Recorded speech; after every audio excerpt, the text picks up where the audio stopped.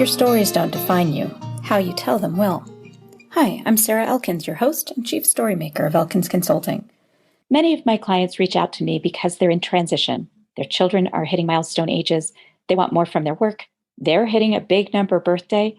And they want to develop clarity about their natural strengths, what their next adventure might look like. In this series, you'll hear me ask my guests questions to dig deeply into the stories that shaped their lives, stories that uncover patterns and may unveil insights into dissatisfaction, and also where their strengths lie and where they found and continue to find joy.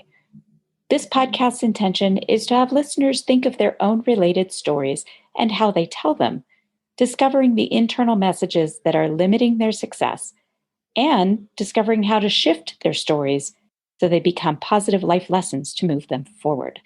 If you're curious about what it would be like to work with me, visit elkinsconsulting.com and schedule a one-time 90-minute StrengthsFinder session. Well, you, my audience, are in for a treat for this 199th episode of Your Stories Don't Define You, How You Tell Them Will, featuring my friend Scott Ferguson, who loves to end his comments and messages to me, love your guts. So how can you not love a guy like that? Dear friend, mutual friend, Meg Nostro introduced us, and it has been kind of a all in ever since then.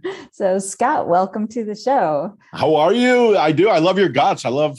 And it's a genuine love. It's not one of those fabricated things. It's just something that I instilled through one of my stories through the years, and it just helps level up every part. Wow. So thank you for having me. Absolutely. I'm not surprised at all by that.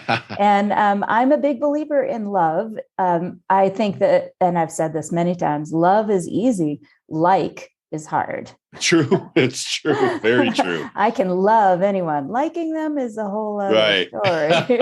I'm going to have to write that one down. That's amazing. Yeah. Yeah. So I love to start the recording by asking my guests to share something about themselves that most people might not know about you. Maybe something from your youth that people aren't familiar. It's not in your bio. What do you think? What do you have to share with us? I just found out like 4 months ago through this whole 23andMe thing that I knew I was adopted. I knew I was born in the Philippines, but they told me my father was an American GI who got killed in Vietnam. And then my mother put me up for adoption. And that's the whole story of mine. But come to find out that my father didn't die, and he just died in 2019. My biological father. And there's a whole story which I won't go into behind that, because there was some stepping out, if you know what I mean, and whatnot with my birth. But I just found that out in, I guess it'd have been July of this year, June or July, through the 23andMe. The whole chromosome thing or whatever they do. So that's amazing. Were there any, that is the biggest surprise, but were there any other surprises about that, your ancestry? Yeah, it was because I knew that my mom's side, who put me up for adoption, who's Filipino, like I knew that whole side of the family, but I did the 23andMe for my dad's side. And so I have like 3 half siblings. So it was pretty cool. And 2 of them I get along with fabulously. The other one doesn't want to have anything to do with. That's fine. I wasn't doing that to look. I just wanted to see what existed on that side of my lineage. And it was a pleasant surprise. Cool. I love that. I've heard such interesting stories about that. And I think I might have told this story on my podcast in another episode, but when my son graduated from high school, the older one, my mother gave him that as a gift, the 23andMe, or I can't remember which test it was. But when he sent it off, I thought, well, here it is. We're going to find out that our family narrative of being 100% Russian Ashkenazi Jew is going to be false. We're going to find out there's actually some little bit of Irish in us or something weird like that, right? Yeah. Viking. Right. Because there's Viking in everybody, right? Right. Yeah, but, there is. It goes back to it. Yeah. So it came back, and turns out that our family narrative is not a national fiction. It's absolutely true. Because Jacob came back at like 48% Ashkenazi Jew. Oh, wow. And Okay. he did not get that from my husband's side, who Right. is of German and Polish descent. So, right. I love it. I was like, wow. What's interesting is because of that Russian connection, we'd been talking about that for years, but Jacob had always felt a really strong connection to Russian culture and foods. Oh, wow. So, and then finding out that he really is, in fact, like half of that is Russian. Interesting. Yeah, he was like pretty excited about it. It encouraged him even more to keep studying and learning bits of the language. And so, right. So nice. Was there anything in your results that made you want to dig in a little more into a different culture, or not really? I'm so open to anything all the time that there's nothing there that was like, oh my gosh, I have to do this. And it actually lined up pretty. I understand where I got my size from, because I am 6'1", I go about 260. I'm not a little dude. I'm pretty well put together. So I know Filipinos aren't. Right. So I knew that there had to be something else in there. So it's kind of like my last name would have been Vanderhoost.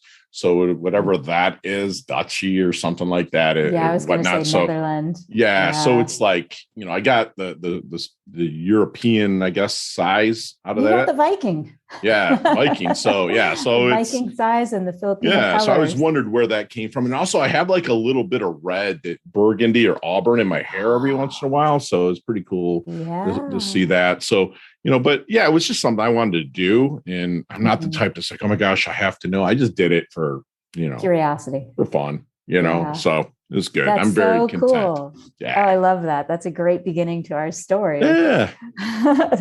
So, I know a little bit about you. I know that you served in the Navy, correct? Mm-hmm.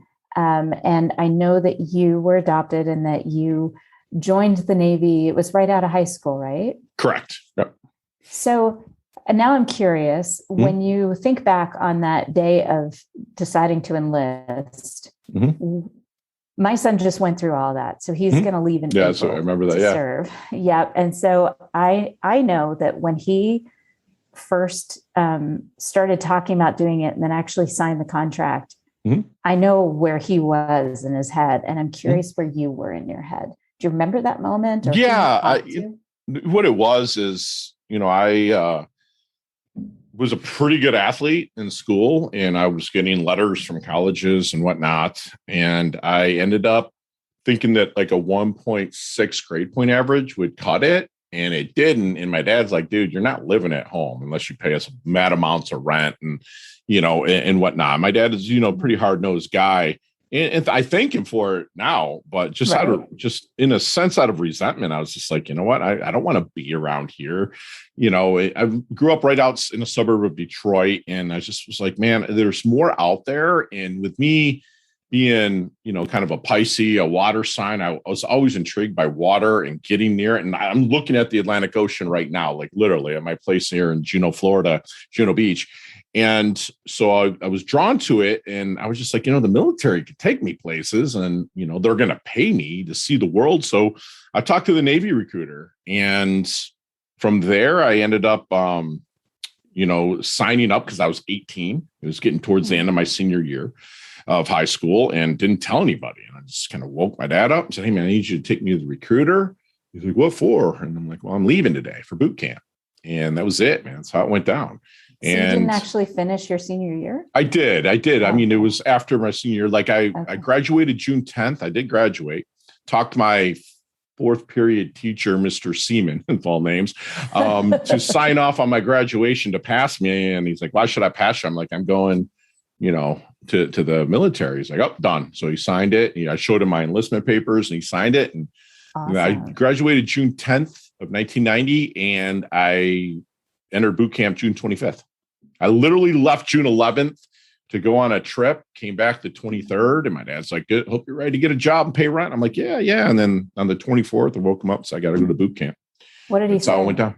He's like, what? And I went. And he drove me to the MEP Center, which is Military Enlistment Processing Center, and just went. And then I told him, hey, meet me at Metro Airport. You can see me. This is pre 9/11, so you can meet us at the gate. So he actually met me at the gate and gave him a hug, and that was it, man. And it's funny, we laugh now because me and my dad are best friends, but we can't stay the night under the same roof more than like three nights together, right? So, yeah, and then that's getting long. So, like literally since 1990, which is 31 years now, we have not stayed under the same roof more than 3 nights. And it's funny, we like will joke or whatever. When I go visit him in Alabama, I'll get a hotel just because of course, we're probably so much alike. And, he adopted me, he's a redneck from Alabama. And I say that affectionately. It's where, he's white and I got some skin tone, and down there, the Civil War's at halftime. So he always had to take up for me because he lives back in Alabama now. Right. We go visit. So, it was like, my dad loves me. I know he does. And he's awesome. But like the pride I saw in his eyes when I walked down the tarmac and looked back and he's waving at me with that, WTF look, like, what is going on? And then, I went and was a West Coast sailor, man. I was stationed in Coronado over at Seal Beach in, San Diego area, and made friends to the end, and it's just an amazing story. Got to meet people, go through some hard times, went to Iraq, Afghanistan, Somalia, did all the deeds there from 1990 to 97. And just had a ton of fun. So you stayed for an extra couple of years after your... Well, what it was with my job, which I won't get into it, but with my job, they asked me more kind of on a consultant basis, but with pay. So it was weird because I was like half civilian and then also would go under the military when they needed some stuff. So I'd went and just contracted out with them in a sense. So yeah, it was like 3 extra years. And they kept me pretty busy because there's a lot of stuff going on through 1997. Of course. Oh yeah. I remember I moved to Washington, DC in, that's right. Yeah. In 94 and moved away in 99. And I remember being so much more aware of things from Colorado. I was from Colorado. So none of that stuff was even on my radar. And then moved to DC. And of course, all of a sudden I know all these things going on in the world. So I want to go back because I got the chill. And I want to go back to that moment because my whole process of getting people to share stories that are meaningful is that I'll share a story that's meaningful and it will trigger memories for the people around me. And that's the whole point, being really intentional. So when you told the story of looking back down the tarmac and seeing your dad waving and that pride, I remembered leaving for Australia as a study abroad student. My dad drove me to the airport. And I remember maybe 3 times in my entire life seeing my dad cry. And I remember walking onto the plank, it felt like a plank at the time, but the jetway toward the airplane. And I didn't know anyone going. They were Colorado State students, but I wasn't friends with any of them. And I remember I was 19 years old and I'm walking down the jetway thinking, don't look back, don't look back, don't look back. I'm telling myself not to look back because I knew I would be upset seeing my dad. I turn around, I see him cry. And of course I bawl all the way down the jetway. And I've said this in my book. I'm not generally a crier. It's just, I'm not a particularly sentimental person, but there are a handful of times, maybe that's why it's so memorable when I do cry, is because it just doesn't happen that often. But and that connection we have with our parents, with your dad. I mean, I think you told the story. Well, these on my podcast or in your book, everything runs together a little bit about going to concerts with them, and stuff like that. That's an amazing connection you have. Me and my dad, we do what's called casting and blasting, where we take a shotgun and fishing rods out in the Tennessee River, because he lives kind of at the border of Alabama, Tennessee, Georgia. And we go catch fish and kill ducks and we dress them up and eat them. We find stuff that we resonate together with. That's what's awesome about keeping the relationship with parents. Yeah. Yeah. They do a lot of blast and cast here in Montana as well. This time of year, it's a perfect time of year right now. Right. Upland birds are also in season right now. So I want to go back to that image of the tarmac. And do you remember, you said WTF, was that from your perspective, looking back and seeing him waving and going, wow, I'd never expected to see that expression? Or I think it was a mutual, because my dad's 6'6" and a monster of a man, and he like, I remember when I was little, my dad's an alcoholic, came back from Vietnam really bad. And he would take me to the bar with him. I'd sit in the bar stool. I was the biggest chick magnet for him ever, at the time. Sure, you were such a kid. Yeah. And I was just a young kid. And I just, he took a phone book and you could rip a phone book in half.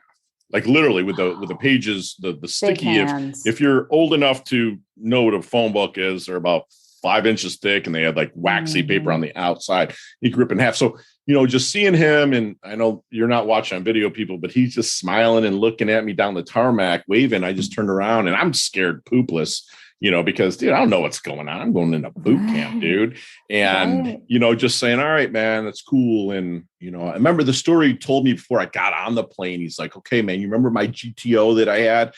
Because I don't remember ever flying. Obviously, I flew from the Philippines here and never really flew when growing up because my dad's not a big flyer. So he's telling me a story. Okay, it's going to feel like taking off in that GTO, but, and stuff like that. So we had like fun conversation. He handed me a tin of Kodiak tobacco.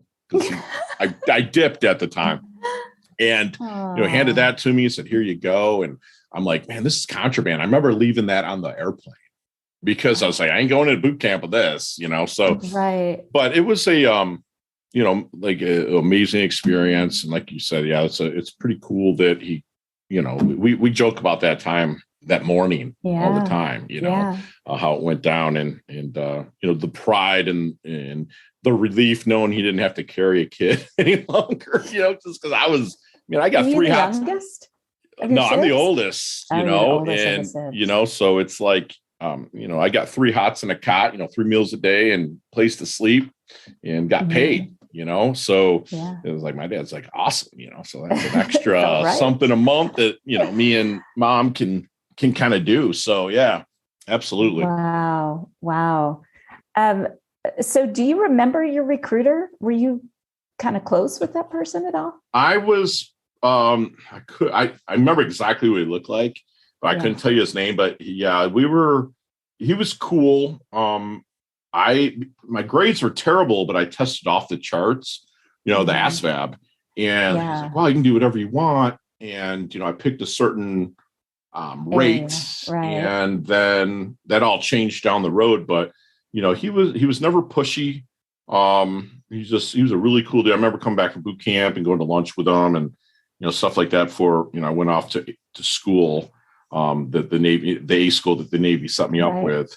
And, I remember, what he looked like, but, couldn't tell you his name.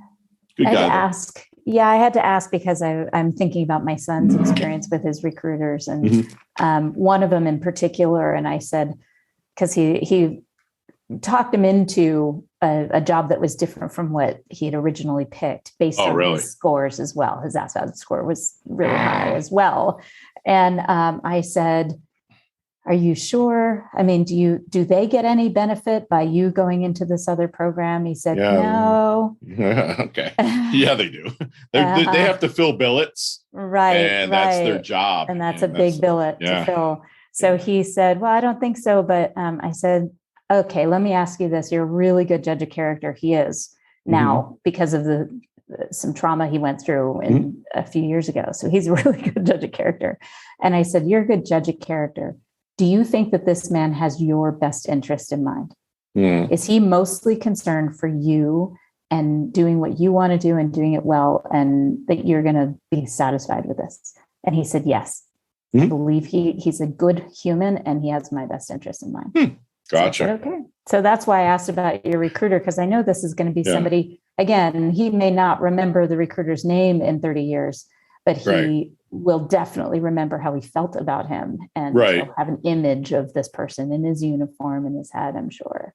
Right. That's why I asked. And we were gearing up for war at that time too, so, it was, 1989 into 1990. And, where we were, there was Desert Storm, but then there was Desert Watch when I entered, and then it became the Storm. I was one of the first 3,000 troops there because of what I did. I was deployed to a different, branch of the military in a sense, and did my thing. And so, they were filling stuff for all kinds of stuff. And, I was just like, well, give me that. I didn't care. Sarah. I was just like, you were just ready. I wanted to go and just, I didn't want to like be a cleaner or a cook. I'm like, but just give me this. And I went in for aerial photography. Now they have drones that take all the pictures. Right. But I went in for aerial photography. And again, that whole job changed after I tested out in boot camp, above the charts for physical and mental and agility and stuff like that. So that all changed on the road. Huh. Interesting. Mm-hmm. So when you think about those moments of coming out of the military, mm-hmm. I have a friend who served for, I think 4 years. She said it took her basically 10 years to recover, to feel like she was kind of in the real world again, mm-hmm. partly because of the community that you create in the military with your people. Mm-hmm. So when you got out, is there a memory? Do you have a vivid memory of seeing your dad, of your first job out of the military? Do you remember anything about that?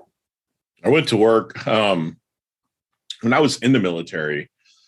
I got certified as a personal trainer, and I was training people and getting them ready to go into SEALs, getting them ready for the physical aspect of that. And I was married at the time to my high school sweetheart, and her mom's like, well, I really want you guys to come home to Michigan. I'm like, all right. So I immediately opened, Time to Shine, believe it or not, Time to Shine personal fitness, and this is, I was 24 years old, opened that up, and the company's still going today. I sold it off to a kid that worked for me from Michigan State, and he's grown it into 12 locations. I get a nice check every December, and he is, it's amazing. So I got bit by an entrepreneurial bug because I was like watching all of these people that were in the Navy side hustling and going and like delivering pizzas and just doing stuff on the side while we were in port and not, had to be somewhere. So, I started working with a guy that owned a car detailing company called Time to Shine.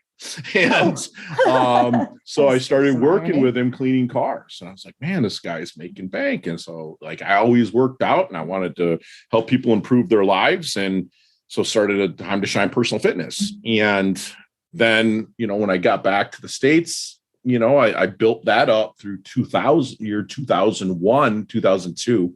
And like I said, it's still going today. But like, yeah, the memories that I got out, I am programmed to the way, because of my story when I was younger, I was programmed not to ever bring the past forward or like say, okay, that's done. I'm a big believer. Right. You don't, have a foot in the present, foot in the past, or foot in the future, foot in the past and piss on the present. I make every day good. And I've learned that at such a young age, because when you go through some of the stuff I went through from before I went in the military, my story is very unique. Before I went in the military until I got, out of the military, I just don't ever look back. I use it as a tool to learn the past. Right. But, you sit in a car, the rearview mirror is small for a reason. Right. You know what I'm saying? It's there. Right. You see there, but that windshield's big, man. And I live for now, because I know if I do now and I overlap my happiness now, I tell my clients this all the time, you overlap your happiness, and because everything's finite. The good things are finite. The bad things are finite. Right. So if you overlap your happiness, then you can keep happiness coming in the present, which makes for an awesome yesterday. Period, dude. So if you and your hubby are coming down here to South Florida, I'm going to show you a good time. You'd be like, oh, we're going to see Fergie. But guess what? You're going to hop that plane back to Montana.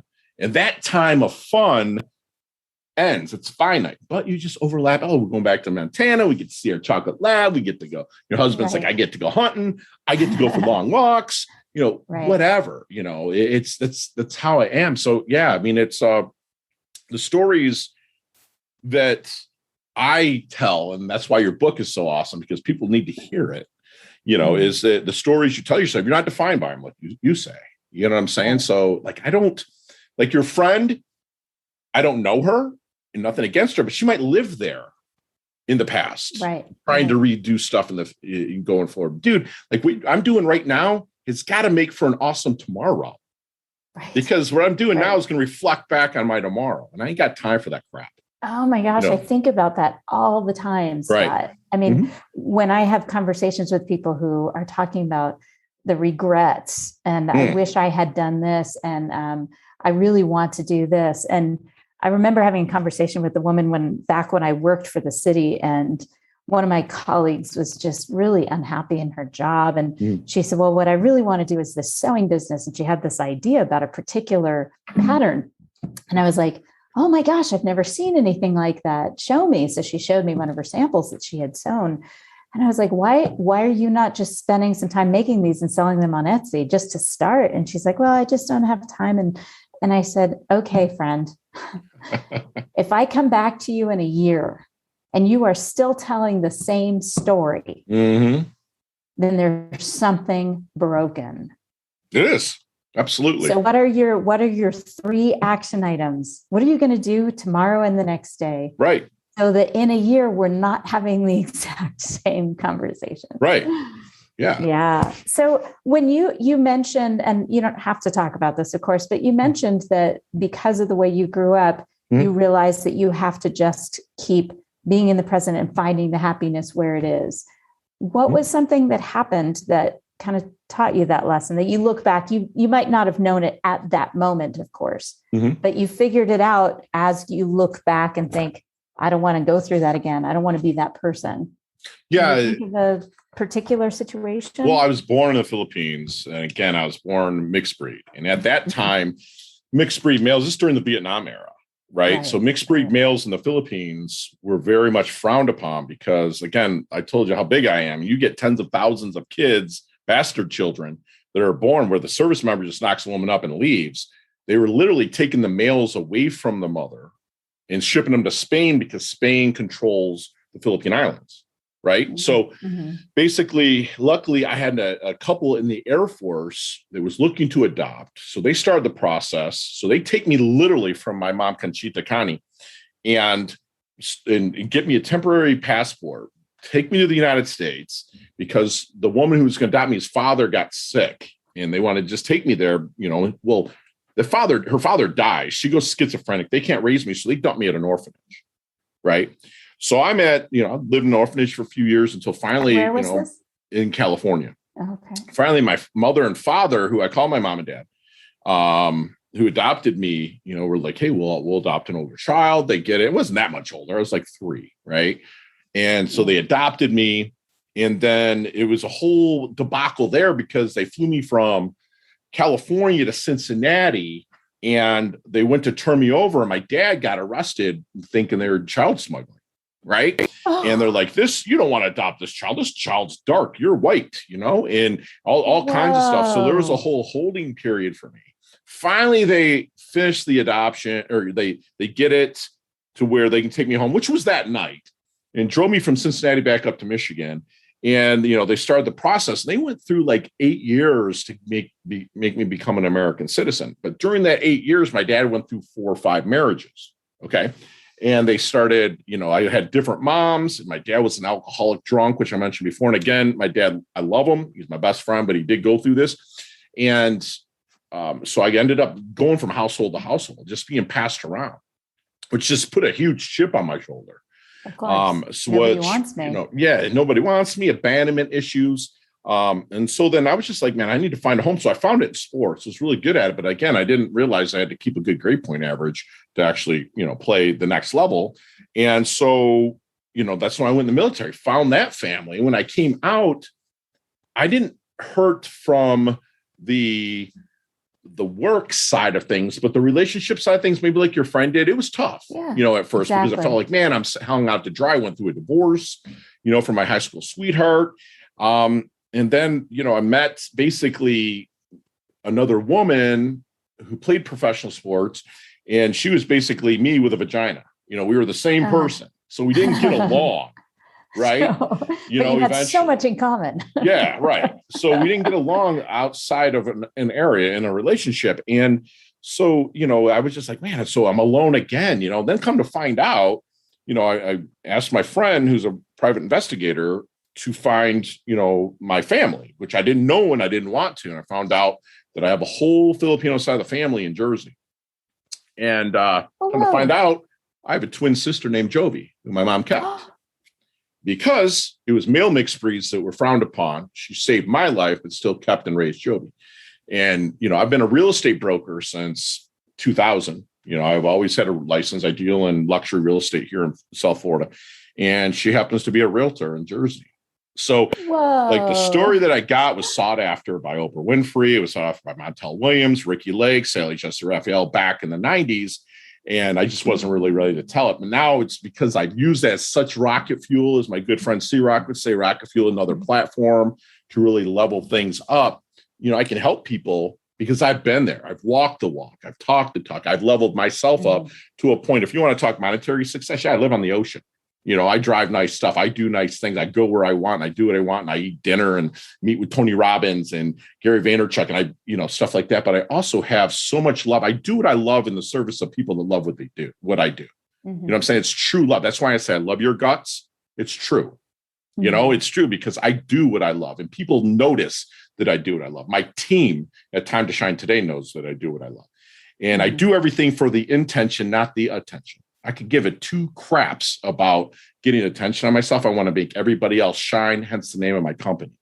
You feel me? So that's where my story is powerful that I can share. There's proof in the pudding and I can actually help others level up. And which has led me now to coaching, people that are on the cover of Time Magazine 12 times. It's one of my clients, or not Time, People Magazine. She's kind of a drama person, but also Major League Baseball, Ultimate Fighting Championship fighter. So I get to do stuff. Yeah, I have to ask you a question. I'm hoping to get to something pretty specific. When you started coaching people, and we're talking just regular people, no fancy. No, I get you. I feel like I coach a lot of people. Right? Yeah, when you think about somebody that you've coached that you've seen like a significant shift in them. Can you tell me that story without telling me their name? Like how did they come to you? What do you think was the difference in how you coached them and where are they now? That kind of thing. Well, I have a style to my coaching, which is not for everybody, which is okay. But I've also interviewed 200 and plus people, so I'm able to refer them out if I'm not the right horse for the course for that. I do that too. Absolutely. What with Time to Shine today, we've referred out, and it's such a blessing in the platform that I was driven to set up. But with people, I ask questions. I coach, I don't consult. Unless it's in the real estate business, I don't consult. And coaching is not giving advice. Coaching is them finding their way with your help.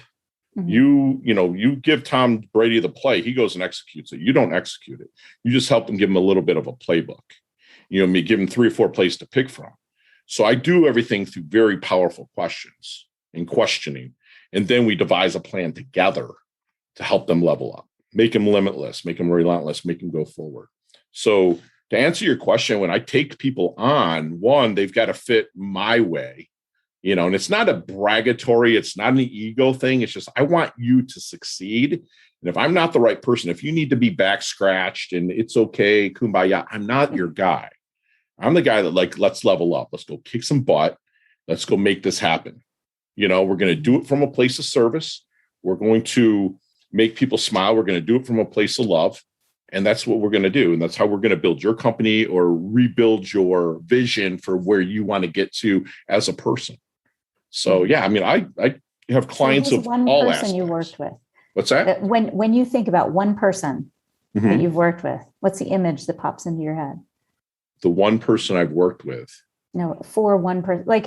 So I have a recent coaching client that she had been looking for a job for a year and wasn't really having success. She would get to a first interview. This is like an outstandingly competent HR executive. And I was thinking, how can this woman not be snatched up by any employer? They're idiots to let her not be their employee, right? Because she's brilliant. And within one appointment, our first session, I knew where she was getting in her own way. Okay. And so she told me what her goal was, the specific industry she wanted to work in, the title or general work she wanted to be doing, what she didn't want to be doing in HR as an executive. Right. And she's an amazing developer of people. She brings people up. She's just amazing. And she told me the location that she wanted to live. And we went through many iterations, many jobs. And within a couple of weeks, she went from not getting the second interview to getting second, third, and fourth interviews to getting offered roles that weren't quite what she wanted. So she would turn them down. Or right before getting the offer, she'd think about it and then let them know not to move forward with her and to look at the other candidates again. Anyway, by the time we finished together, she had not only gotten her dream job, it was in her dream location. Mm-hmm. And what she took from our experience together was her ability to share a story that demonstrated her talents. Absolutely. When she wanted to talk about being a team player, she didn't say, I'm a team player. She told a 3 or 4 minute story that demonstrated exactly that quality. Love that. And process. It was amazing. Absolutely. And I remember getting this incredible thank you note from her. And again, look at you. Love that. That's an awesome pat on the back. Absolutely. It is. And one of the big things we talked about was listening, actively listening to a recruiter, to an interviewer, because it's not just a matter of talking when you're in an interview. Mm-hmm. So it was just such an amazing experience. So when I think of a recent coaching client, I think of her. She pops into my head. And we had tough conversations like you. I'm not the person that's just going to scratch you behind the ears and make your tail wag. Right? That's just not, we've talked a lot about fur babies. So I always have to throw in a reference like that. Absolutely. But, so I'm curious about a client that pops into your head like that really was kind of a perfect example of why you love what you do. Why it matters. Some of the clients that I get, they're chasing that perfection fruit, and you and I both know that perfection is unattainable, but greatness definitely is. And I don't stop them. I had a client that we'll take, Jared. His name's Jared, and basically Jared was a competitor in a sport that just wasn't seeing, results of what he wanted to see and what he's capable of. But he was also raised by people that were, you're the best, you're awesome, you're this. His father happened to be a CPA, so his money's right? His money's good, because a lot of those, people with a wicked jump shot, they lose their money because, when you make money, the theory of relativity happens, because when you make money, everyone's your relative and they come and, try to siphon that money off of you. Right. So he did that part right. But he was like, as he's aging and he's he's not able to do what he used to be able to do. Right. But he's also good enough to hang, we started making, saying, choice with him is an illusion. And what I mean by that is that what choices you have to make, bro. So I started laying out to him very powerful questions and myself actively listening, not just with my ears, but with my eyes and looking for all different until I could actually see in his responses, he knew what choice he had to make. And he was doing things that was stopping him from he was binge watching when he should be sleeping and repairing his 34-year-old body, and stuff like that. So, like you said, active listening, and that's huge, but also very powerful questions. Like with my podcast, that's where I get a lot of it. My questions are very unique. They're pulled. I'm stealing them from a lot of different interviewers, but I put the Fergie energy on it, and it's able to kind of pull them out because not only is my interview with my podcastee or interviewee like for my listeners, but it's also an interview to coach people, so that's why I ask the questions that I do. You get in that DeLorean with Marty McFly, well, how do you want your dash remembered? So I want people to resonate with human beings as well. And I found out that as human beings, the driven ones that chase perfection, and if that's all they're chasing, they're not going to get it. Right. But if they chase it with knowing that greatness is there, that's awesome. That's not a bad stop. Right. Does it get that? Yeah, I totally get that. And just living in the present, not just being so focused on the greatness of the future, but recognizing the greatness of the moment. Right. I think about that a lot because I have this hike and behind my house is about 1,000-foot climb to the summit. And I don't always go to the summit, but many times a month I'll just hike up to the summit. And there's this one spot that is partway up, and it's on the back side of the mountain, the west side of the mountain, and it doesn't face any civilization. Like you can look for miles and miles and miles and not see another human and not see any buildings. That's beautiful. Yeah. And it's literally 20 minutes out my door and I'm up in that part of the mountain. That's beautiful. And I noticed that for a while when I was so focused on getting to the summit, because I was trying to get fit, I wanted to make sure that this is right before I turned 50. I was like, I just want to make sure that when I'm 50, I can do this as much as I want. So I was doing this regularly, but I'd just dash right past that view and go to the summit. And I'd be proud of myself. You know, I got to the summit in record time or, you know, within the time frame that I set for myself. So I was feeling good about myself, but then I would realize that I was so focused on the summit that I missed my favorite view.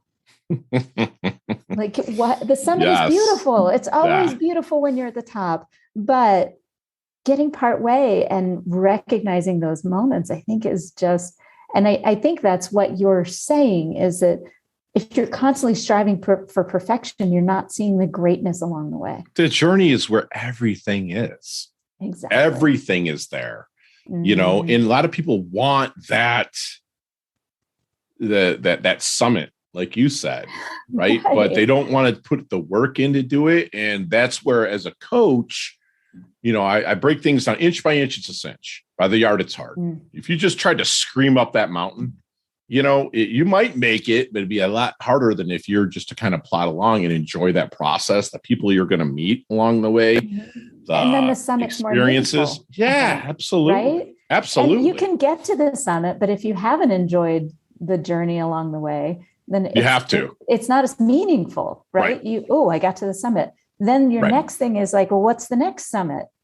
And what's the next one after that? You're so focused on the summit that you forget the journey. And it is. Yeah. Oh, I love that. And there's just different things that they need to do along the way, including breathing. You know, like I start all of my coaching sessions off with box breathing. And, you know, breathing's free medicine. You know, it just is. And if you can really lock that in, I can change a lot of the aspects of which way the coaching the client is going to take that session, and also to help build, like you would say, build the stories that they're going to tell moving forward. And breathing is, you know, the absolute way to decrease stress and lead to optimum health. And that's what we all have to take care of is our temple, right? Yeah, so absolutely. And enjoy that journey while breathing. Right. You're not going to make any summits if you haven't taken care of your body. You can't. There might be base camps, but the higher you get, you got to breathe and do it the right way. Yeah, absolutely. Wow. So we've touched on all kinds of cool topics here, but I'm especially happy to have heard the story of when you left for the Navy and that expression on your father's face. Yeah, that was really cool. It still brings a chill just thinking about how you put that. So when I re-listen to this episode, I'm going to listen to that and listen for that. So Scott, as we wrap up, when you think of a particular client that you said something to that now you look back, you're like, that was profound. I'm so glad I said that to that particular client. Can you think of something like that? You know what? There was one, I asked this question of all my clients. Well, there was one who, she's like, I'm just a housewife. I'm like, no, you're a domestic engineer. You run a household. You feel me? So you get that. And once I got her past that, you know, she was like, a lot of people do this, but they had but this one just hit a switch with her. Was, you know, they blame a lot and they pass it on instead of owning everything, you know, and, you know, just, I asked her her definition of responsibility. I'm like, what do you feel responsibility means? Let me ask you that too, Sarah. What's your definition of responsibility? Well, when you do what you say you're going to do. Love it. I love it. And I was taught by my mentor that responsibility is rooted in the word. It's the ability to respond, not react. And when I said that, and I just said, listen, hon, not hon, I called her by her name.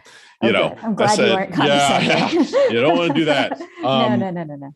And I just said, what's your definition of responsibility? And she went on and on and on. But every time she went on, she added how somebody else affected that, you know? And I said, you know, but then I couldn't do. Right. Because, there's a lot of buts that followed, you know, and she's writing a great story because I'll tell you what, any story that you write, which you wrote a book and whatnot, but when you write a book, it's never and then, right? You write a book, it's but or therefore, right? You write a story, but, and it keeps the book flowing, right? Where it's just, she had a ton of and thens and it's just like, dude, your story's old, you know, well, what's your definition of responsibility?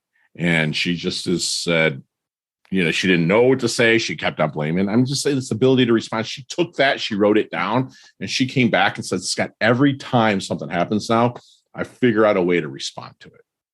That's it. And I was just like, and it's built into the word. And Rod Harrison, Navy SEAL, owns a company that is near and dear to my heart that I turn to him quite a bit.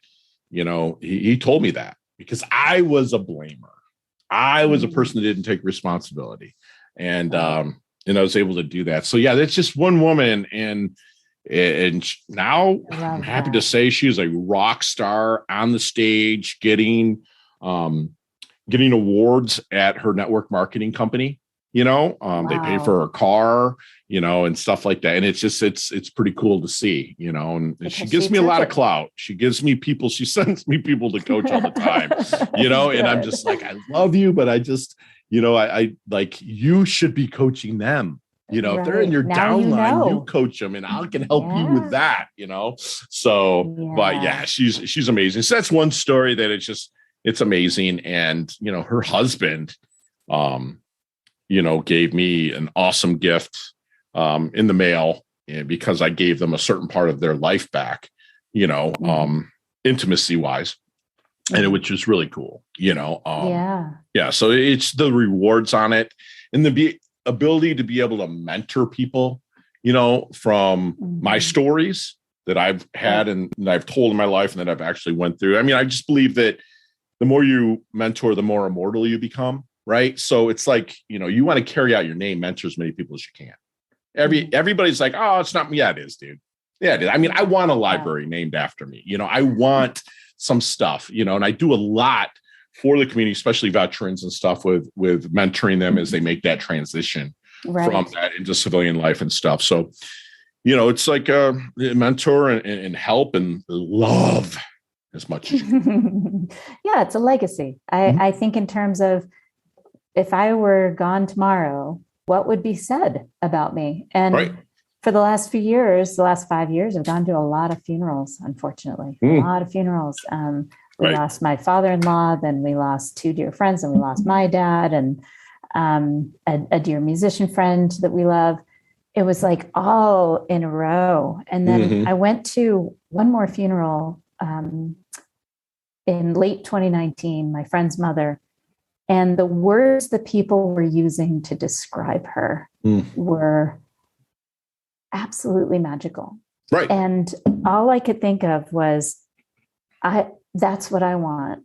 Right. I mean, I want to know that I'm doing that now while I'm alive. You know, send me flowers while I'm living is that song. Yeah. Isn't that great? Like that's exactly true. Yeah. But at the same time, you're planting seeds. Exactly. To trees that you know you'll never sit in their shade. Exactly. You know what I'm saying? So it's like your children, your children's friends, exactly. Your children, your friends, and the children of your friends. I mean, you're always modeling. You're always modeling, and I love what you model, Scott. This. Thank you. Personal I love you too. Personal responsibility, the self-reflection, knowing where you're getting in your own way. Self-reflection is the key, I think, to really being a powerful coach and to being coachable. And healthy self-reflection, not the internal critical dialogue, but the healthy self-reflection. And that's what you do. And I'm so grateful for the impact you're having on the world around you. When our listeners hear this, they're going to want to get in touch with you. They're going to want to learn more about what you do. What are the best ways to do it? And just so that the listeners know, You don't have to stop what you're doing and jot things down. All of this information will be on elkinsconsulting.com in the show notes for this show episode. Notes. Yay. Love it. So go ahead and share. You know what? You can go to timetoshinetoday.com. That's where you can find us at. Our podcast is fantastic. We're coming up on 1 million listens really quick here with 242 episodes. It's fantastic. You can find us on XM Radio. Our show is Thursday nights at 8:00 p.m. Eastern time, which is an inspiration channel. I forget what channel it is. I'll give that to you for the show notes. You can find us on there for me talking in portions of interviews that I've did with my interviewees, and also our direct line, Time to Shine Today, if you're looking to level up, is area code 561-440-3830.